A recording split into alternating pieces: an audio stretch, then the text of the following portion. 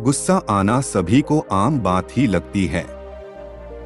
आपको कोई बात बुरी लगी या किसी का बर्ताव पसंद नहीं आया तो गुस्सा आ जाता है। आप उस वाक्य को लेकर बैठ जाते हैं। सुबह से लेकर रात तक वही बात आपके दिमाग में घूमती रहती है। आप उस व्यक्ति के बारे में दूसरों से बात करते हैं, यहाँ तक कि अगर कोई नहीं मिलता तो आप खुद में ही बड़बड़ाते रहते हैं। इस तरीके से उस व्यक्ति को कोई हानि हो या न हो, आप जरूर परेशान होते रहते हैं।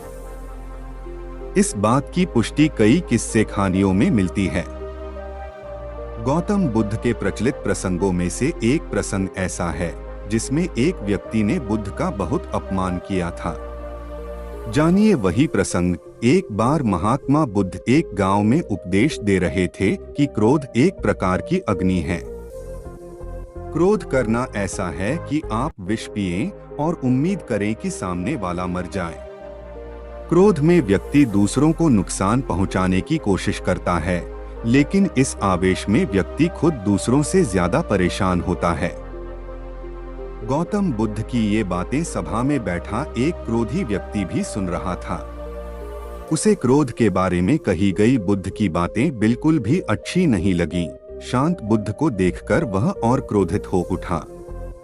उसने उनके पास आकर उनके मुंह पर थूक दिया। बुद्ध ने अपना चेहरा पोंछा और उससे पूछा, तुम्हें और कुछ कहना है? वह व्यक्ति बिना कुछ कहे वहां से चला गया। बुद्ध के शिष्य इस बात पर बड़े क्रोधित हुए। कहा, क्या आपको गुस्सा नहीं आया? उसकी हिम्मत कैसे हुई इस तरह का व्यवहार करने की? बुद्ध ने कहा, वो व्यक्ति बहुत परेशान था। भाषा असमर्थ थी, इसमें उसका कोई दोष नहीं। सुबह तक उस व्यक्ति का क्रोध भी शांत हो चुका था और उसे पश्चाताप हो रहा था। वह बुद्ध को खोजते हुए उस गांव में गया जहां वे प्रवचन दे रहे थे। वह व्यक्ति बुद्ध के चरणों में गिर पड़ा और रोने लगा। उसने कहा, आप मुझे भूल गए। मैं वही दुष्ट इंसान हूँ जिसने आप पर कल थूका था, आपका अपमान किया था। बुद्ध ने हंसकर कहा, कल की बातें तो मैं कल ही छोड़ आया हूँ।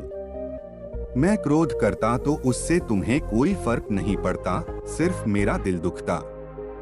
हर बुरी बात या घटना को याद रखा जाएगा तो जीवन और भविष्य दोनों ही ठहर जाएंगे और परेशानियां बढ़ेंगी। इस कहानी का सार यही है कि हमें भी बुरी बातों को छोड़कर आगे बढ़ना चाहिए।